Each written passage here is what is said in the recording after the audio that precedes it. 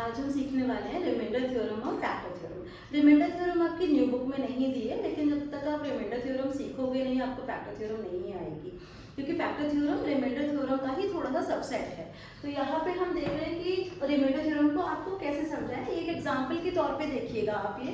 Suppose कि मेरे पास एक पॉलिनोमियल दिया है, आप एक पॉलिनोमियल ले लीजिए 3x square plus x minus 1। ये आपका एक पॉलिनोमियल है और आपको उसको डिवाइड करना है किसी दूसरे पॉलिनोमियल से। सपोज कि हम उसका नाम रखते हैं, नॉर्मली डिवाइडर का नाम ऐसे gx ही रखा जाता है, तो ये x प्लस 1 हो गया।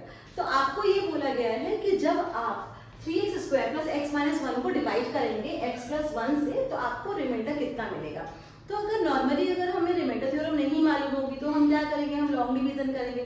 तो लॉन्ग डिवीजन करने का तरीका भी मैं आपको सिखाने वाली हूँ। आपने यहाँ पे x प्लस 1 लिया और आप इसे प्रॉपरली डिवाइड कर रहे हो 3x square plus x minus 1 से। इसे पूरा प्रॉपरली डिवाइड कर रहे हो। यहाँ पे आप देखोगे कि हाईएस्ट पावर के फॉर्म में मैंने 3x स्क्वायर को पहले रखा है और फिर इसकी डिसेंडिंग पावर्स में इसको अरेंज कर लिया 3x square plus x minus 1 में। और इसी तरह से मैंने डिवाइजर को भी अरेंज कर लिया x प्लस 1 की फॉर्म में, सो दैट कि जब हम डिवाइड करें तो पावर्स को इक्वेट करने में आसानी हो। जिसको हम डिवाइड कर रहे हैं उसे हम डिविडेंड बोलते हैं और जिसे डिवाइड कर रहे हैं उसे डिवाइजर बोलते हैं। तो 3x स्क्वायर को हमें इक्वल, x को हमें इक्वल करना है 3x स्क्वायर के, तो हमें लेना होगा ऐसा पोर्शन जिससे मल्टीप्लाई करके 3x स्क्वायर ही आ जाए। तो मैं यहाँ पर ले रही हूँ 3x को x से मल्टीप्लाई कर लीजिए तो आपके पास आ जाएगा 3x स्क्वायर। इस 3x को 1 से भी मल्टीप्लाई कीजिए तो आपके पास आ जाएगा 3x।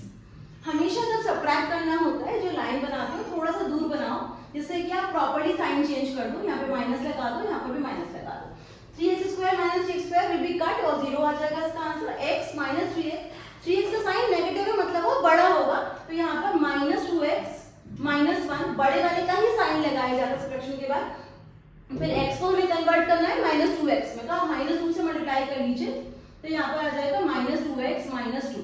अब फिर से साइन चेंज करने होंगे आपको, तो ये आपके पास पॉजिटिव आ गया, ये भी पॉजिटिव आ गया, ये पूरा कैंसिल, ऐसे ये भी दिखा सकते हैं कैंसिल करके, माइनस 1 प्लस 2। तो बड़े वाले का साइन पॉजिटिव है तो आपका पॉजिटिव आंसर आएगा, यहाँ पर आ जाएगा 1। जो चीज हमने एक लॉन्ग डिवीजन के बाद निकाली है और यहाँ पे क्वेश्चन निकाला है, तो आप देखोगे कि यही चीज रिमाइंडर थ्योरम से कितनी आसानी से निकल जाती है। अब आपके पास ये px है और ये gx है, आपको क्या करना है रिमाइंडर थ्योरम में, according to remainder theorem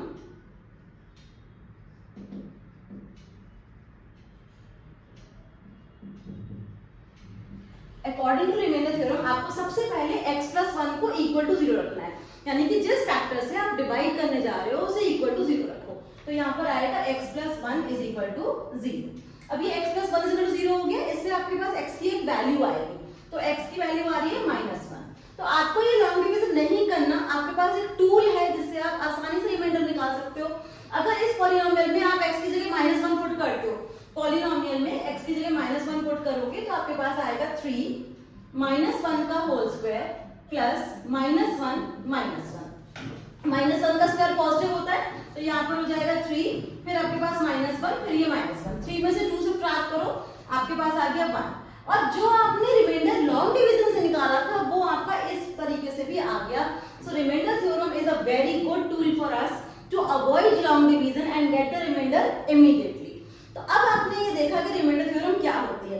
remainder theorem से ही फैक्टर थ्योरम डिराइव होती है कि अगर आपने इस तरह से फैक्टर को 0 रखा, फिर जब से आपने ये वैल्यू पुट करी, 0 जो आए, यहाँ पे आया आपका 1, अगर आपका ये आंसर रिमाइंडर का आंसर 0 आ जाता है, तो इसका मतलब आप सिंपली कह सकते हो कि x plus 1 fully divides px। Fully divide का मतलब ये होता है कि gx is a factor of px। जब रिमाइंडर 0 आए तो हम एक स्टेटमेंट दे सकते हैं कि x plus 1 is a factor of 3x square plus x minus 1, तो and that is known as the factor theorem.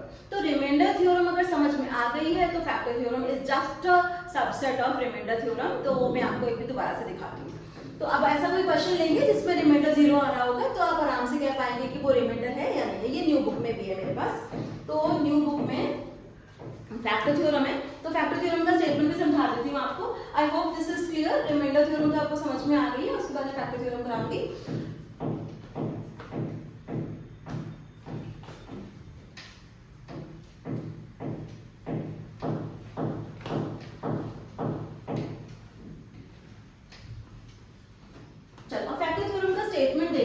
है, फैक्टर थ्योरम में आपके पास कोई पॉलिनोमियल है, पॉलिनोमियल को आप किसी भी फॉर्म में रख सकते हो। If px is a polynomial of degree n equal to or greater than 1 and x minus 1 is a linear polynomial, polynomial भी कह सकते हो, फैक्टर भी कह सकते हो, पॉलिनोमियल। और अगर हमें ये पता लगाना है कि px इसका factor, x minus a px का फैक्टर है कि नहीं, तो हम क्या करेंगे, देन इफ पॉलिनोमियल x, अगर x माइनस a को 0 पुट किया तो x की वैल्यू a आ जाएगी, then polynomial a, if polynomial a is equal to 0 then x minus a is called factor of px। ये तो सिंपल सा एक स्टेटमेंट है, मैं आपको इसके सम सॉल्व करके दिखाती हूँ। एक क्वेश्चन ले रही हूँ यहाँ पर, बुक का ही क्वेश्चन है। पॉलिनोमियल x बहुत लंबा सा दिया है आपको, x cube plus 3x square plus 5x plus 6, ये आपका पॉलिनोमियल है। और आपको चेक करना है gx दिया है यहाँ पर 2x प्लस 4, ये दिया है।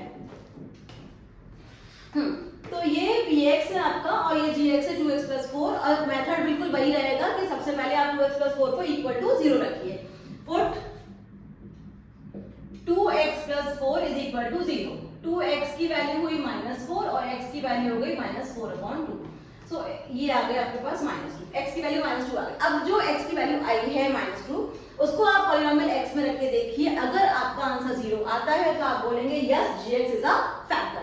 तो मैं पुट करके देख रही हूँ, पॉलिनोमियल at -2 का क्यूब कर लीजिए, 3 -2 का स्क्वायर कर लीजिए, 5 -2 प्लस 6।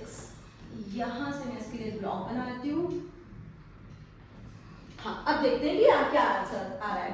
-2 का क्यूब मतलब एक माइनस को आपने ऑड पावर में डाला, यानी कि 3 बार मल्टीप्लाई किया, तो -2 का क्यूब आएगा -8।